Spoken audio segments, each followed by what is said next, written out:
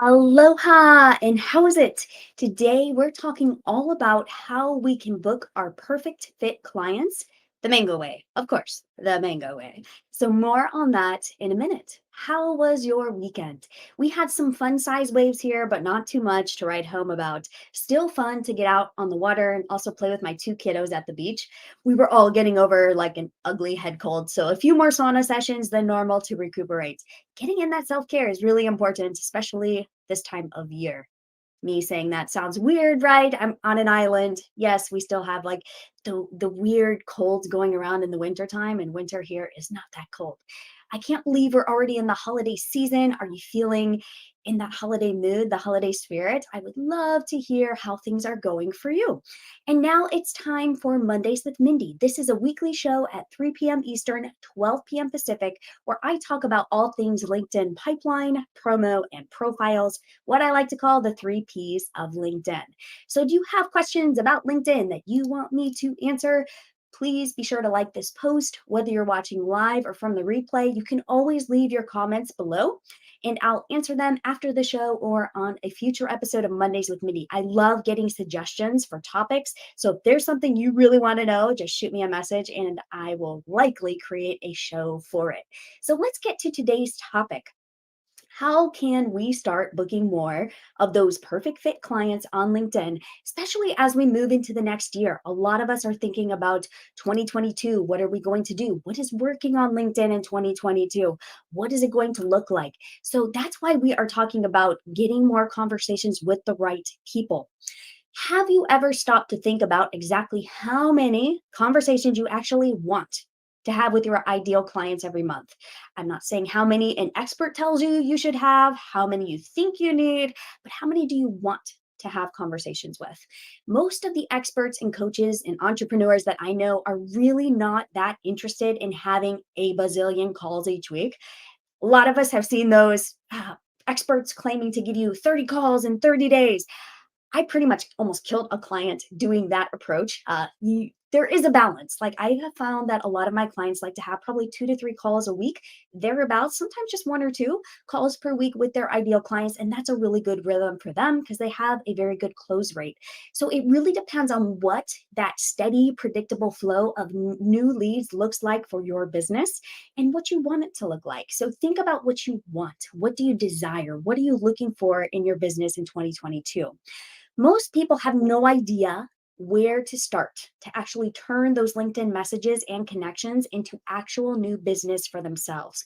So maybe you are already active on LinkedIn and you're thinking, Mindy, I've already started a lot of LinkedIn conversations, but I really don't know how to transition them into having a call with me or exploring more besides just back and forth DMs. The magic of using LinkedIn as your primary pipeline is that you truly can book the exact number of conversations you need each month to meet your revenue goals, but you do need to understand how that process works and how that flow is different. It is not the same as email, it is not the same as Instagram, it is not the same as somebody coming into your pipeline from a Facebook ad or a referral. It is very, very different. So once you understand the basics of booking conversations on LinkedIn, you will be able to rinse and repeat over and over again, and you will be able to get that steady flow. And really, it's basic math. Like, how many new clients do you want to have next year? And then, how many conversations do you need to have to get that number of clients? And then you break it up over 12 months and you have a formula for reaching your LinkedIn pipeline goals. It's not complicated, but it does require some thought at the outset. So I believe that LinkedIn is the most powerful tool for you to connect one-to-one with your ideal clients and customers. And today we're going to talk about a few ways that you can focus on building your sales pipeline the mango way. So more on that soon. So, aloha for those who don't know me. My name is Mindy Rosser. I'm the founder of Mindy Rosser Marketing, and I have a group program called the LinkedIn Accelerator for those who want to go from 0 to 60 on LinkedIn with their profile and their network. I'll share the link at the end if you're interested and want to get on the 2022 waitlist. So, I specialize in helping superstars who feel they are the best kept secret in their industry to become that go to visible expert in their niche so they can get that next opportunity, grow their business and scale their impact on LinkedIn. And in this live, we are going to talk about why you're not getting enough conversations on LinkedIn with those perfect fit clients and how this is leading to LinkedIn feeling like a waste of time. And what can you do now to start booking more clients in 2022 to make it your most profitable year yet? So are you ready? I am. This is one of my favorite topics. Let's do this. So go ahead and like this post, whether you're live or watching from the replay, to give it some social love. Okay, so one of the biggest mistakes that I see a lot of people make, especially when they are first getting started on using LinkedIn to get into conversations with those ideal prospects, it's like they treat LinkedIn messages as they would an email campaign or outreach. So, a lot of the experts teach us like this rhythm and this flow and how we introduce ourselves and what people need to know. But LinkedIn is really, really different. So, tell me if this flow sounds familiar. So, we get these messages or we send these messages and we say things like, I'm an expert in, look at all my amazing accomplishments. I solved this problem. Then they follow up with, would you like to chat about this problem that I assume you have? Great, here's my calendar. Then you get a message like, why didn't you respond? Let's chat. Here's my calendar again. And then another message, I guess you're not interested, but in case you know somebody who is. So, do these messages sound familiar? Hopefully, you have not sent any messages like that. If you have, I'm sorry. Somebody taught you wrong. But we have all been on the receiving end of these messages, and they just feel so icky. And if you're like everyone else I know on LinkedIn, you've received a very similar pitch in that flow of messages from someone who was probably very well meaning, but was sold a poor LinkedIn messaging sequence and promised that they would get all these leads. So there's nuance to reaching out on LinkedIn. We know that. There's a different rhythm, there's a different flow. In emails, when we opt into someone's list, we expect to kind of hear a bit more about the backstory, about me, about my business, about my services, blah, blah, blah. If you're anything like me, I usually skip over those introductory email sequences and just hope they get to the meat of what they offer. I want the goods, show me your content because I opted in to learn more about your business.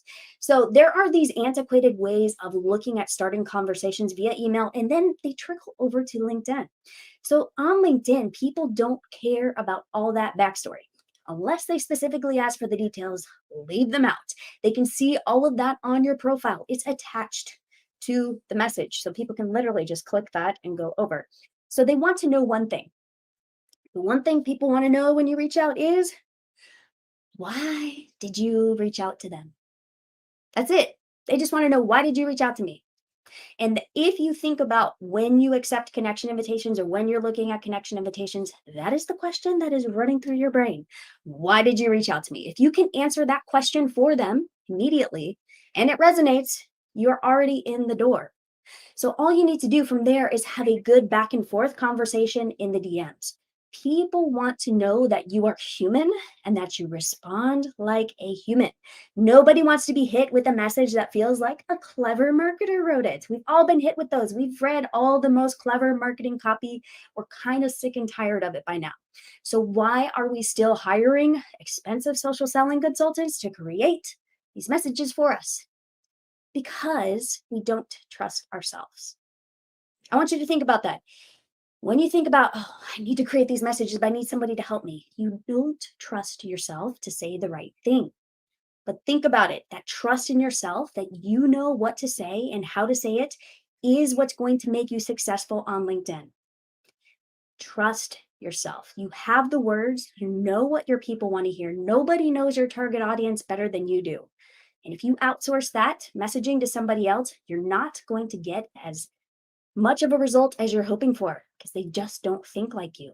They don't know your audience like you. They don't speak to your audience like you do.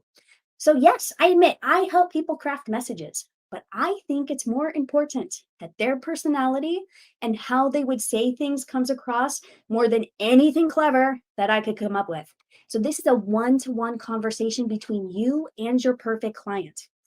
You cannot outsource that conversation completely. Contrary to what any LinkedIn expert tells you, you have to treat your conversations as one of the most important aspects of your business development strategy because it is. How you communicate with new customers is the lifeblood of your business pipeline. If you haven't figured this out yet, it's time to start testing your messaging.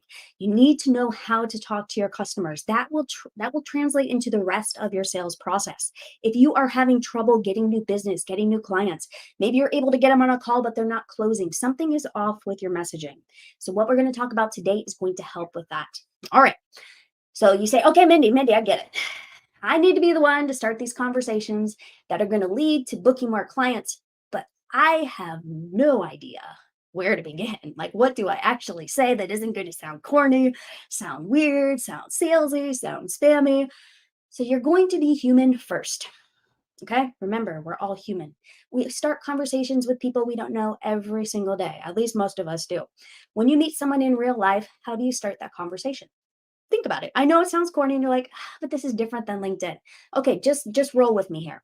So maybe you're an introvert like me and you have to see someone like dozens of times before you say something.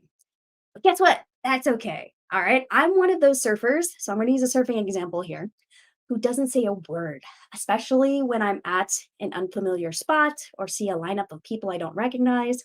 Maybe the waves are a little bigger than normal at one of my favorite spots, so I'm a little bit shy. So, first of all, I wait to say anything until I've surfed that same break a couple dozen times and feel like I understand my place in that lineup.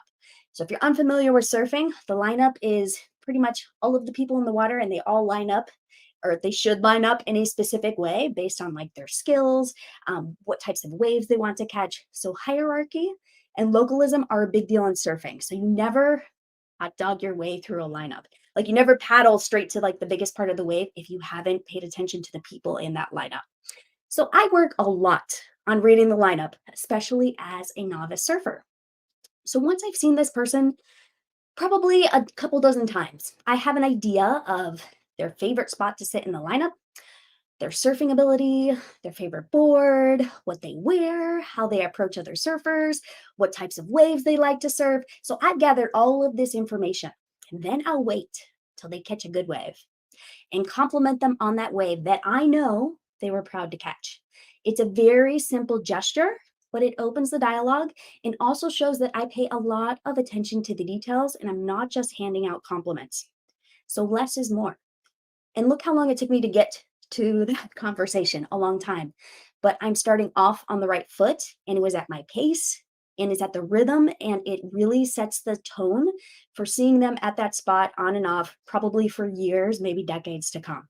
So the same applies to LinkedIn messages. But it's not going to take you dozens of times at the lineup to figure it out. You can learn a lot about someone before you ever reach out to them on LinkedIn. And it may only take you 3 to 5 minutes to get a complete profile of them figured out and how you can communicate with them. There's a lot of information on their profile. You can click around if you need more details. You can see the types of content that they're posting, that they like, that they comment on. So you use that lineup, that knowledge of reading the lineup to craft a message that lets them know you have done your homework and you belong. You belong in their network, you belong in their LinkedIn messages. And that's really all it takes. So it sounds too simple, but most people will never take the time to personalize their messages in this way. I guarantee you, there are very few people who actually do this. So they want a quicker approach. Most people are looking for that shortcut. They want something that just brings all these people to them, requires no emotional or mental output from them to cultivate a relationship. This approach may work on some level. Like if you really want to, use a generic template, you may get some people responding, but it's never going to be to the degree that will consistently fill your sales pipeline with perfect fit clients. All right, so let's talk about exactly what it takes to identify how many clients you can book on LinkedIn. You're probably curious about that. What it takes to create a high converting outreach message and how to set up your LinkedIn outreach process to fill your sales pipeline the Mango way. So let's dive right in. All right, so how many clients can you actually book on LinkedIn? This is a question I get asked a lot, especially by people who are like, I'm not exactly sure about my market. I think there's a lot of people on LinkedIn. There may be some in my network, but I don't really know. So you have to figure out exactly who your perfect client is on LinkedIn.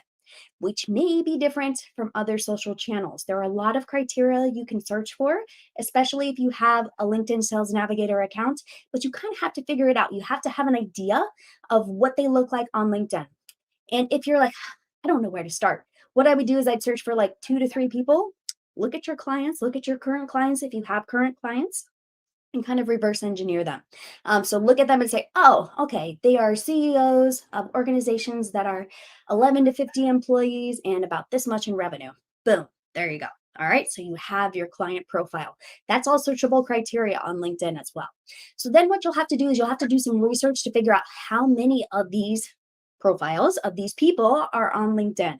So if you have a very broad market, this may not be a concern. You may say, Mindy, I know there are like thousands and tens of thousands of people that would be perfect clients for me on LinkedIn. Okay, great. You probably don't need to dive deeper.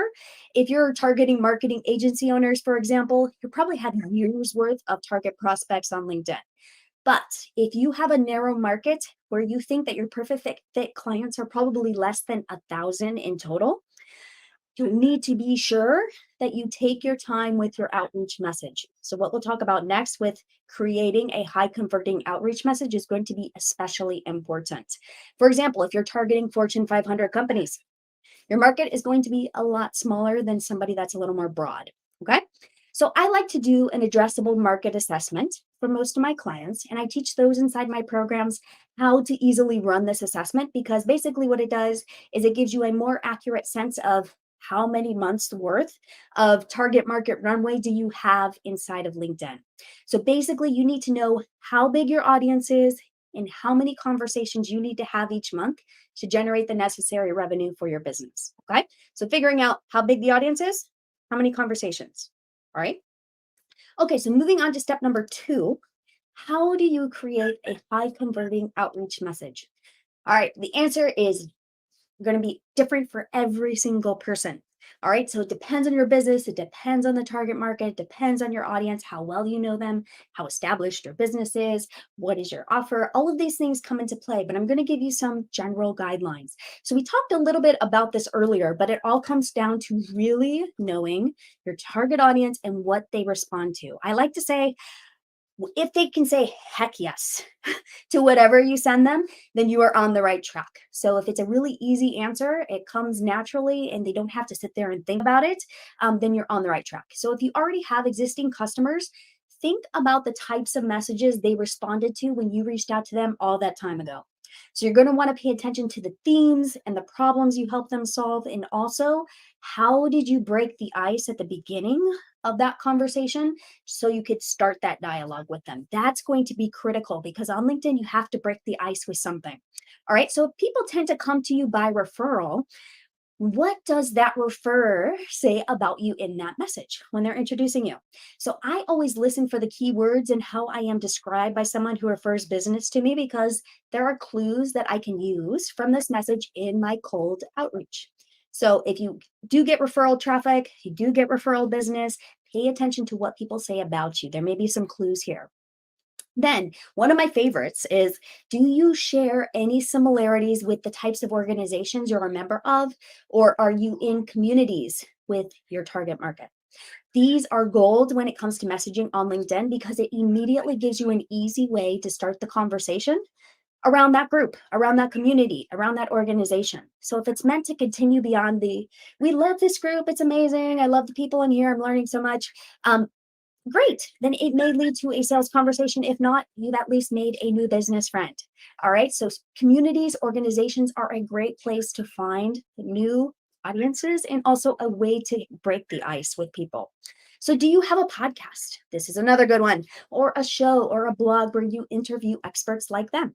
If you do, it's a very natural way to start a conversation that does not have that salesy feel to it because you think they'd be a great guest and could contribute their insights. Plus, they know that they're going to get a bigger audience in return by hopping on your show and exposing themselves to people that they probably don't already have in their network. So it's a win-win. So if you have a podcast or a show, it's a great way to reach out on LinkedIn.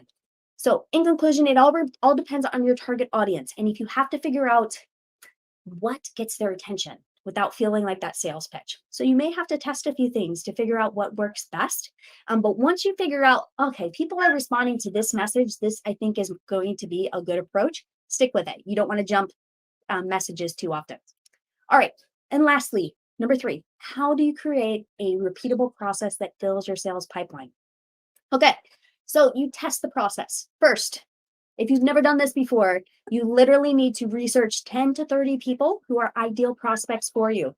And you need to test your messaging over the course of 30 days. So maybe you're sending a message a day. If you chose 30 people in 30 days, boom, there's your test. You then measure your results to see what worked. So if your sales process tends to be 30 days or longer, you may need to pay attention to how many conversations you have during that time frame as opposed to how many clients you close during that time. Okay. So do keep that in mind. Like, don't expect to, send out 30 messages and, close five of those clients, within the span of 30 days. Pay attention to how many conversations, those first conversations you're having with people. If you're in a relationship-based sales process, it takes a little bit longer than somebody that's just selling a really simple product, okay? So then you figure out a cadence for your outreach that will work for you ongoing to give you the exact number of conversations you need to fill your sales pipeline. So it goes back to what we talked about before. How many conversations do you need to have to fill your sales pipeline and reach your revenue goals? If you can figure that out, then you can reverse engineer the process. Like, okay, I need to reach out to 100 people. That's probably going to give me, 30 people are going to accept my connection request. And then 10 of those people are going to be interested in having a call with me. And 5 of those people will likely turn into clients at some point.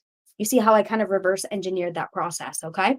So I work with people inside my accelerator programs to figure out every single step along the way and how to actually assess these results over a 30, 60, 90-day period to understand which levers they need to pull to improve their results. So once you get into a good rhythm with your outreach, it's very simple and it can be very boring because you simply rinse and repeat. You do the same process over and over again. I have worked with clients who keep the same rhythm for several months, some for even 1 to 2 years before we change anything because you really don't want to mess with a system that's working. So booking conversations on LinkedIn can be as simple as you want it to be. It's really all about creating a message and a process that works for you and generates those results that you want. So remember, we're going to decide how many conversations we want each month. We're going to create a high converting message that actually works. Then we refine the outreach process so it is rinse and repeat. All right, so what additional questions do you have about booking more conversations on LinkedIn? Leave them below in the comments or shoot me a private message. I am happy to answer them. I love nerding out on this stuff. And if you are curious and want to get to that next level on LinkedIn in 2022, get on the wait list for the LinkedIn Accelerator. It is kicking off at the beginning of 2022, and it will take you through all of the sections on your LinkedIn profile in just 5 days flat. And you're off to the LinkedIn races to start growing your network and getting these conversations. If you're interested, check out the link. I will put it in the comments as well. And next week, I will be here to see you on Mondays with Mindi. Feel free to leave any questions or comments below. In my inbox is always open if you want to message me directly. Have a beautiful rest of your week. I will see you then. Bye for now.